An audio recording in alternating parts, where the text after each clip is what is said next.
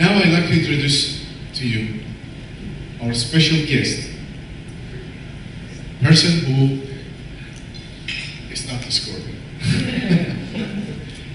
It's a special human being, Peggy. This is our one of life testimonial.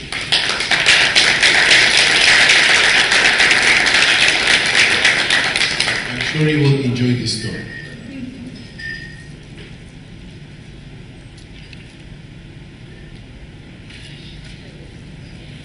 Thank you so much for being here. I'm just breathless looking at everyone in this room because I wasn't supposed to be here. I was supposed to be gone. I've had quite a journey, and I'm so thankful for everyone who's here today. I think that I want to express my appreciation to Dr. Arthur and what he's done because, you know, when a doctor tells you you have 2 months to live, what do? You have no hope. But I'll start at the beginning because I had quite a journey for 2 years. I have lost 2 brothers to cancer, one at age 37 to a brain tumor, and one at age 52 to colon cancer. And that's a very difficult thing to have lived through. Luckily, we had 6 kids and we had a lot of support. When they told me I had breast cancer, I promised my mother she wouldn't be able to lose a child. And I just prayed that that would happen. I was going to fight it like tooth and nail, just like my brothers did. And I ended up having, but they said it was the easiest cancer, breast cancer. It was DCIS. And that was in February, March of '09. And I decided to have a double mastectomy because I was going to fight it and I was going to win. And which I had my double mastectomy for those from the United States on April Fool's Day.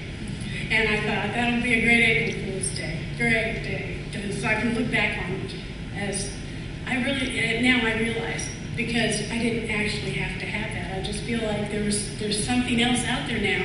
But anyway, to go back to the story, I went to a specialist who said I didn't need chemo after I had my mastectomy. They all said I didn't need chemo. But I said, I want to have it, which is crazy now that I even think about it. But I wanted to have it because I didn't want to lose myself. I wanted to do everything I possibly could. And so I went through six rounds of chemo, which was the worst thing I've ever experienced. And, you know, right after that, I ended up with a lump under my arm. You know, this was the person who wasn't supposed to even take chemo. And I was getting cancer while I was on chemo. And I was sicker than a dog. I was losing weight. And, you know, I was going on a journey. If it had been my children, I would have absolutely researched everything. But for me, I was in shock, and I just did what they told me to do, other than, you know, follow all the rules and everything. And so when they took the lump out from under my arm after I'd finished the chemo, it was cancer again. And I had a specialized type of breast cancer. It's non-hormonal. It's HER2 positive. And it's very aggressive, and of course everything that they found was HER2 positive. And in fact, they had found a secondary, next to the DCIS, they found a secondary very aggressive breast cancer that was less than a centimeter or a millimeter in the pathology of my mastectomy. And they said, but it was so small, don't worry about it. But it didn't even show up on any of the screening or anything. I had MRIs and everything. But after I had they said, well, we got to do some more chemo. Well, what else are you going to do but what your doctor says? And so I went through 4 rounds of adriamycin, and in the breast cancer world, they call that the red devil, because it's horrible. I ended up in the hospital 4 times. One time they didn't think I was going to come out. I didn't know that till my doctor told me a couple months ago. I always knew I was coming out. I just knew it. And, you know, while I was on that treatment, well, I did the PET scan after it given it a little bit of time to work, and my cancer had moved into my lymph nodes in my chest. And so they said, well, I guess we'll try radiation. So they radiated, and during one of my scans, they found thyroid cancer. So I had gone through, they only took out the right side because it was so small, but it was bigger, so they went in and took out more cancer. So I had the whole thyroid taken out. At this point, they decided to do radiation from here up to here. And I went through 7 weeks of radiation. And at this point, I became all natural. There was no chemicals in my home to clean with. I had decided that I was doing all the supplements. I had gone organic on all my foods, no sugar, which was very difficult for me. I was drinking Kenyan water. I was doing everything because I knew at this point what the doctor was doing was not working, and if I didn't do something, I was going to be dead. I have 3 grandsons. They need me. I was going to fight. Well, during this time, my friend, he was diagnosed with a stage 4 brain tumor, and he was an engineer, and he knew he had to find an answer. And he started researching, and he said he found some research on the scorpion, on this scorpion venom and stuff. And I thought, Mike, outside, this engineer who goes by the book for everything, actually looking at something, and he said, you have to read about it. I think there's really something going on here. Well, he died, and he never got a chance to try it. And his wife had told me, you've got to do this just for Mike. And what ended up happening was, I did the radiation, and pretty soon they find it in my liver. And, next thing I know, it's in my right lung. Next thing I know, it's in my left lung. And it just nodules kept growing every time I'd go. I was having CAT scans. And by last year in January, during one of my scan redos, my sister said, now, do you think we have, a certain amount of time? Do you have any idea? And the doctor said, well, maybe 2 months if it continues. 2 months. For someone to tell you that, it's like, 2 months, what are you going to do? And it was like, well, wait a minute, I don't feel like I'm going to die. I'm not ready for this. I felt pretty, even though I was down a lot of weight because of all the chemo was so horrible. I can tell you today, I truly and honestly feel, because of that, one of my situations with chemo, I felt like the only person that could relate to me would be a soldier on a battlefield missing parts. It was the most horrible side effects. I mean, I was on, my husband couldn't tell you more, but I look back and I think, how could they give us all this poison? All it did was make me more susceptible to the cancer, because it tore down every kind of, anything good inside of me that was going to battle, it had torn it down. And I was reviewing all this in my head while I'm hearing 2 months. And that was it.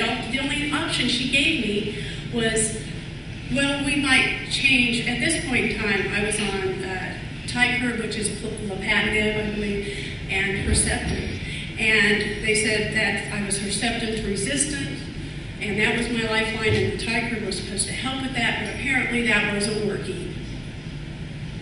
And they told me 2 months, maybe 2 years if it starts working. Well, that didn't give me much to go on, and came out there just, numb. I said, okay, 2 months. Well, I've got a lot to do. I was type A personality, I went and bought my burial plot. I went to the funeral home, picked out what I'm going to be buried in. I arranged my own funeral. I got 3 different colored Tupperware boxes for my 3 children to put all their special things in, put my special things in, so they'd each have, But it was okay, because, I'm going to heaven, I'm going to meet God, and I had all this going on. And I thought, my friend called me and said, no, you've got to look into this. And I had actually been studying about the scorpion venom. I had actually gone out there, but I had gone into shock. That first few days after I heard this, and I had gone out and I had looked at it, I had researched it, I had read up on the patent and everything, and I was very impressed because it looked real. There's so much stuff out there on the internet. And so many people take advantage of those of us who are in that sort of a situation. They prey on the weak, and it's terrible. But this looked real. I mean, to me, the website and everything was right up there with pharmaceuticals. But I went out there and I took the test. There was a test out there that says, what's your stage, what's this, all about your cancer. And it came up, and it gave me 76%. There was a 76% chance that this Escozine could help me. My doctor gave me nothing.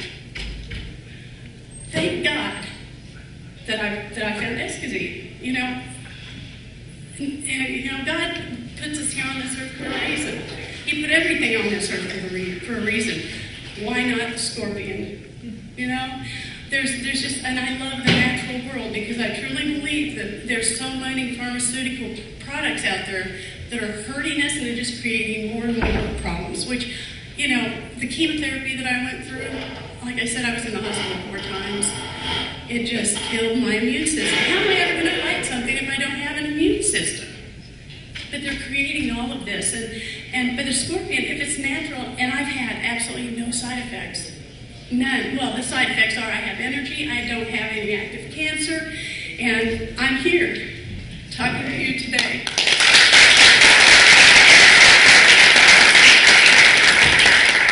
I want everyone here to know how grateful I am to each and every one of you. There's something beautiful happening here today. And I felt it this morning when I came into the lobby. I met some wonderful people yesterday, but I want to thank everyone here because it's got to get out there. It has to, because there are people dying, and I've been telling everyone I know about this, and I've lost friends since then who didn't try it. And every day I read the paper, more people dying. And my one friend that did use it, she said she got it, but she waited too long. But she got off her couch for the first time in 3 months and went to the bathroom by herself. She died a week later. And her husband said it was the best week of their life because she felt better for the first time because she was on the bed or in the couch because she had no energy because she had done all the chemotherapies and all this. And it had just torn her down. And I don't understand medicine that tears us down to cure something. I see this as this is the right thing to do, and it's wonderful when the right thing to do is right there in front of you to help. And be able to talk to people about it does work.